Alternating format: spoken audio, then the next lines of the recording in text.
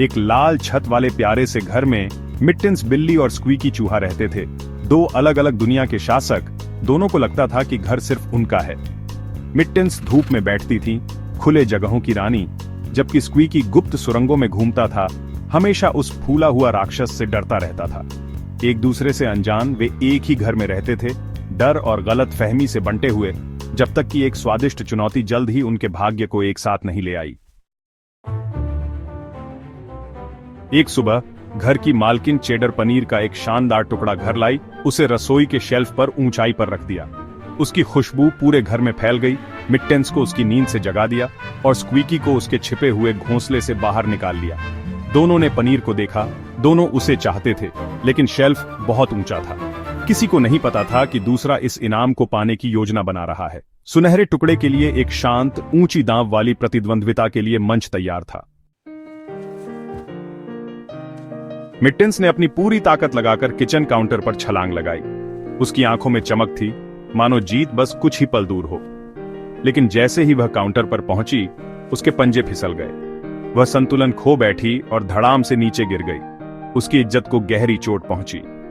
मिट्टेंस ने इधर उधर देखा, शायद किसी ने उसकी नाकामी देख ली हो। दूसरी ओर स्क्वीकी ने भी हार मानने का नाम नहीं लिया।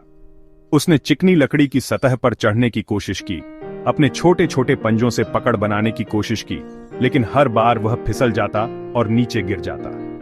मिट्टेंस ने एक लटकती हुई रस्सी देखी और सोचा कि शायद इससे मदद मिले। उसने पंजा मारा, लेकिन रस्सी के साथ साथ बर्तन भी गिर पड़े। बर्तनों की आवाज से पूरा किचन गूंज उठा और उसकी उम्मीदें भी टूट गईं। स्क्वीकी ने टोस्टर की कॉर्ड को अपना रास्ता बनाया। वह धीरे धीरे ऊपर चढ़ रहा था, लेकिन तभी रसोई में किसी के आने की आहट हुई। डर के मारे वह तुरंत छुप गया। उसकी हिम्मत फिर से जवाब दे गई। आखिरकार दोनों, मिट्टेंस और स्क्वीकी, थक हार कर, भूखे और निराश रसोई के फर्श पर बैठ गए। दोनों ने एक दूसरे की ओर देखा, मानो पूछ रहे हों, अब क्या करें? टेबल पर रखा पनीर अब भी अछूता था, जैसे उनकी सारी कोशिशों का मजाक उड़ा रहा हो। दोनों की नजरें उस पनीर पर टिकी थीं, लेकिन उनके पास अब कोई तरकीब नहीं बची थी। क्या वे हार मान लेंगे या फिर कोई नई योजना बनाएंगे? थक कर मिट्टेंस गलीचे पर ढेर हो गई। उसकी आंखों में थकावट और निराशा साफ झलक रही थी। दिन भर की भाग दौड़ और नाकाम कोशिशों ने उसे पूरी तरह थका दिया था। अब उसके पास न तो पीछा करने की ताकत थी, न ही लड़ने का मन। कमरे में एक अजीब सी शांति छा गई थी, जैसे सब कुछ थम सा गया हो।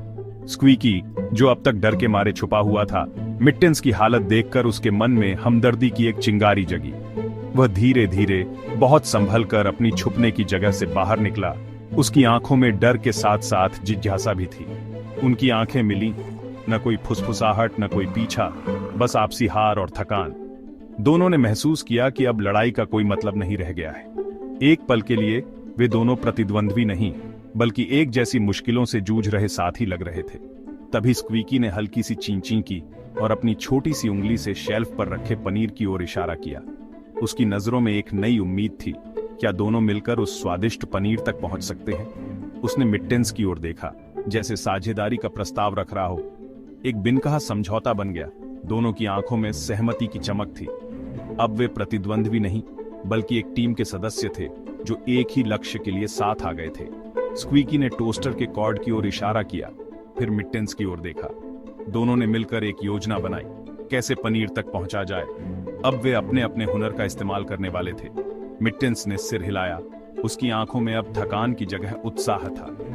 वह इनाम के लिए पूरी तरह तैयार थी और अब उसके पास एक साथी भी था। महान पनीर चोरी अब एक टीम प्रयास था। दोनों ने मिलकर अपने अपने डर और दुश्मनी को पीछे छोड़ दिया और अब वे एक नई शुरुआत के लिए तैयार थे, साथ मिलकर एक ही सपना पूरा करने के लिए। मिट्टेंस शेल्फ के नीचे दुबक गई। उसकी आंखों में हल्की सी शरारत और जिज्ञासा थी। वह जानती थी कि आज कुछ अलग होने वाला है। कमरे में हल्की सी सरसराहट हुई और तभी स्क्वीकी, छोटी सी चूहिया, धीरे धीरे पास आई। स्क्वीकी ने मिट्टेंस को देखा और बिना डरे उसके पास आई, जैसे दोनों के बीच एक अनकहा भरोसा बन गया हो। मिट्टेंस ने खुद को एक मंच बना लिया, जिससे स्क्वीकी ऊपर चढ़ सके। स्क्वीकी उसकी पीठ और सिर पर चढ़ गया। उसके छोटे छोटे पंजे मिट्टेंस के मुलायम फर में धंस गए। दोनों की सांसें एक लय में चल रही थीं, जैसे वे एक टीम हो। फिर मिट्टेंस अपने पिछले पैरों पर खड़ी हो गई संतुलन बनाते हुए ताकि स्क्वीकी और ऊपर पहुंच सके। यह दृश्य किसी सर्कस के करतब जैसा लग रहा था। स्क्वीकी आखिरकार शेल्फ तक पहुंच गया जहां उसकी मनपसंद चीज रखी थी। उसने पूरी ताकत से पनीर को धक्का दिया ताकि वह नीचे गिर सके, और एक साथ दोनों ने पनीर को फर्श पर गिरते देखा। उनकी आंखों में चमक थी, जैसे उन्होंने कोई बड़ा खजाना पा लिया हो। विजयी होकर उन्होंने पनीर साझा किया, खुशी से झूमते हुए, जैसे यह उनकी सबसे बड़ी जीत हो। मिट्टेंस ने अपने पंजों से पनीर का एक टुकड़ा तोड़ा और प्यार से स्क्वीकी की ओर बढ़ाया, जैसे कह रही हो, यह तुम्हारे लिए है। स्क्वीकी ने खुशी खुशी ची ची की। उसकी आंखों में कृतज्ञता झलक रही थी। दोनों के बीच अब कोई डर या दूरी नहीं थी। अगल बगल बैठकर उन्होंने अपनी दावत का आनंद लिया, जैसे पुराने दोस्त मिलकर जश्न मना रहे हों। अब वे अजनबी या प्रतिद्वंद्वी नहीं थे, बल्कि सच्चे साथी बन गए थे।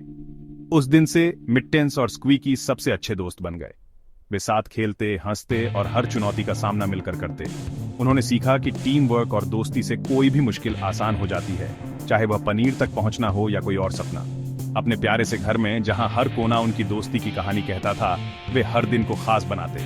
उन्होंने पाया कि दोस्ती और चीज साझा करने पर सबसे अच्छे होते हैं। यही उनकी सबसे बड़ी सीख थी और यही उनकी कहानी का सबसे प्यारा हिस्सा।